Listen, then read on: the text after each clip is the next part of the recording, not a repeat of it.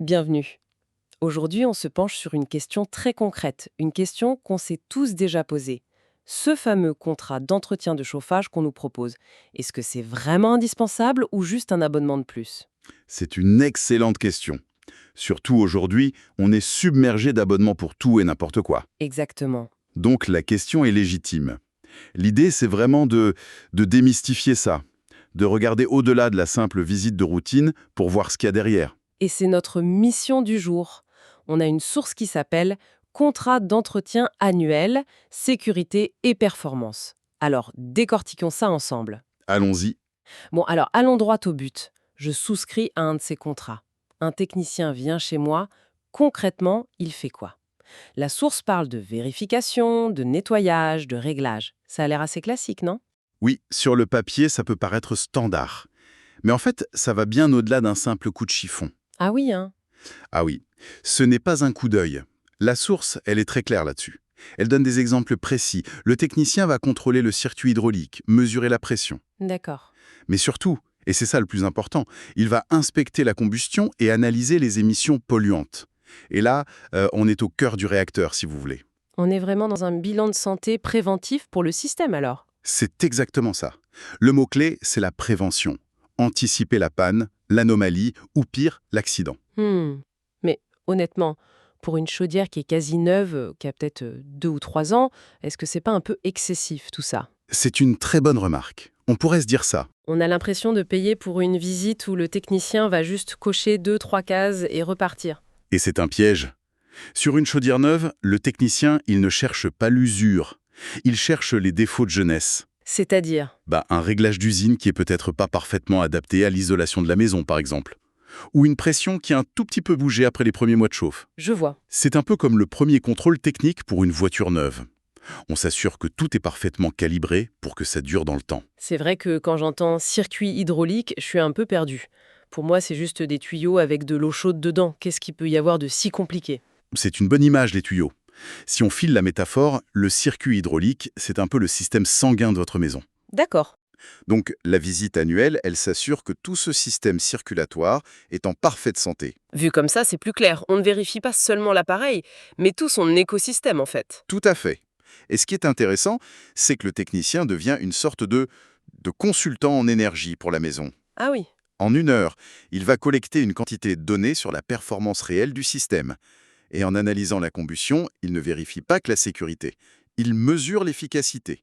Une combustion qui n'est pas parfaite, c'est littéralement de l'argent qui part en fumée. Et ça nous amène directement au point le plus grave, j'imagine. Oui, Le monoxyde de carbone.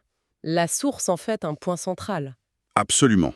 Et là, on ne discute plus de confort ou d'économie, on parle de sécurité pure et dure. C'est l'argument massu, en quelque sorte. C'est ça. Un système mal réglé, une mauvaise combustion, et ça peut produire du monoxyde de carbone. Et ce qui est terrible avec ce gaz, c'est qu'il est invisible, inodore, incolore et mortel. On ne se rend compte de rien. De rien du tout. L'analyse des émissions que fait le technicien, c'est la seule barrière de protection active contre ce danger. Ah oui, vu comme ça change complètement la perspective. On n'achète plus un service pour éviter d'avoir froid. Non, On achète une forme d'assurance vie. la valeur perçue du contrat n'est plus du tout la même. C'est un point qui n'est pas négociable. La source le met en avant parce que c'est le bénéfice le plus fondamental. On peut tolérer une panne de chauffage, c'est désagréable, mais on s'en remet. Un risque mortel, c'est autre chose. D'accord, le volet sécurité est très convaincant. Mais un autre point qui m'a surprise dans le texte, c'est l'accent mis sur l'adaptabilité du service. Hmm. On nous dit que la procédure n'est pas la même pour une chaudière à gaz ou une pompe à chaleur, ça semble logique, mais on imagine souvent qu'un chauffagiste sait tout faire. Et c'est une erreur classique. C'est un point crucial que le document soulève. Il liste toute une gamme de systèmes. Gaz, fuel, bois, pompe à chaleur. Et chacun est différent? Chacun est un monde en soi. Prenez une chaudière à gaz à condensation. Le technicien va passer 10 minutes à vérifier l'évacuation des condensats. Pourquoi? Parce qu'ils sont acides. S'il ne le fait pas, dans 5 ans, le conduit d'évacuation peut être perforé. D'accord. Et pour une pompe à chaleur, par exemple? Il n'y a pas de combustion. Exactement. Pour une pompe à chaleur, ces 10 minutes, il va les consacrer à autre chose. Il va vérifier les pressions du fluide frigorigène. Il va s'assurer que l'échangeur extérieur n'est pas encrassé. Et si c'est le cas? Si la pression du fluide est mauvaise, le rendement s'effondre. Si l'échangeur est sale, la pompe va surconsommer d'électricité pour produire la même chaleur. Donc ce n'est pas du tout le même métier. C'est le même métier, mais ce sont deux univers technologiques différents.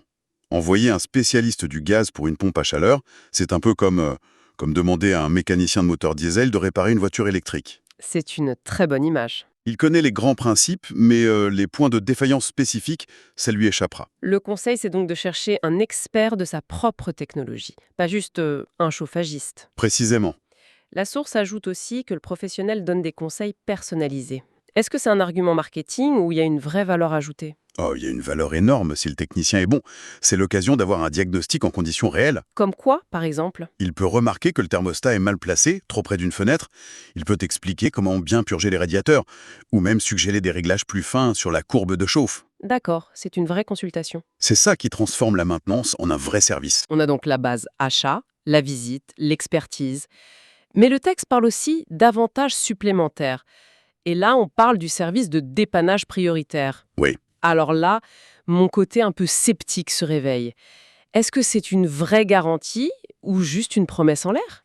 J'imagine qu'en pleine vague de froid, tout le monde est prioritaire. Je comprends le scepticisme, c'est la crainte de tout le monde. Et on attend quand même 3 jours dans le froid. Mais dans la pratique, ça fait une différence colossale.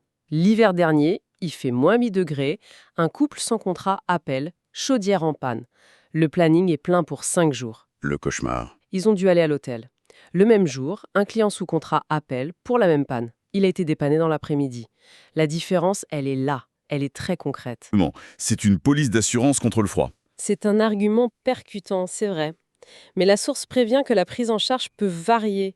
Ça veut dire qu'il faut lire les petites lignes. Il faut toujours lire les petites lignes. Le contrat de base, souvent, il inclut la visite et la priorité. Mais attention, le coût de l'intervention en cas de panne, donc le déplacement, la main-d'œuvre, ça reste à la charge du client. Ah! Alors que des formules plus chères peuvent inclure ces frais, voire le remplacement de certaines pièces. Donc un contrat qui paraît pas cher à la signature peut vite coûter cher à la première panne. Voilà. Ça pose une question que chacun doit se poser. Quel est mon niveau d'aversion au risque? Pour une chaudière neuve, un contrat simple peut suffire. Pour une installation plus ancienne, un contrat tout inclus est peut-être plus malin. C'est un arbitrage à faire. C'est un arbitrage personnel, oui. Bon, alors si on met tout ça bout à bout, quel est le verdict final pour la performance et pour le portefeuille? La source parle de fonctionnement optimal. Concrètement, ça veut dire quoi sur la facture? C'est la question finale. Est-ce que c'est rentable? Et ce fonctionnement optimal, il repose sur 3 piliers.